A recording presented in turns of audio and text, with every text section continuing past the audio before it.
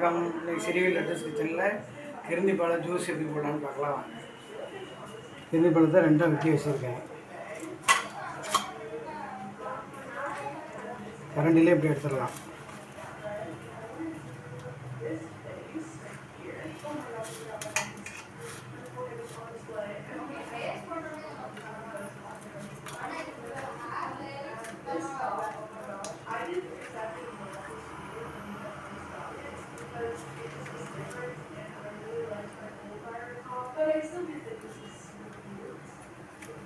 ஃபுல்லாக எடுத்துகிட்டு பார்க்கலாம்.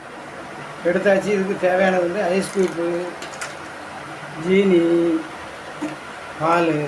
வாங்க எப்படி செய்யலாம் பார்க்கலாம்.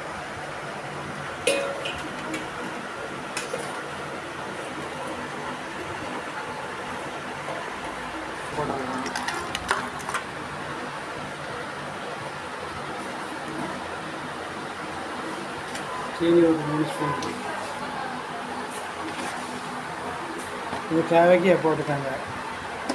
கம்மியாக போட எப்படினாலும் போட்டுக்கலாம். பால்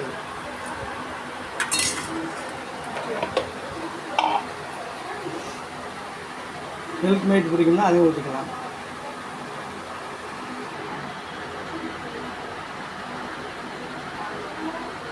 டேஸ்ட்டு இதை ஊற்றிக்கலாம்.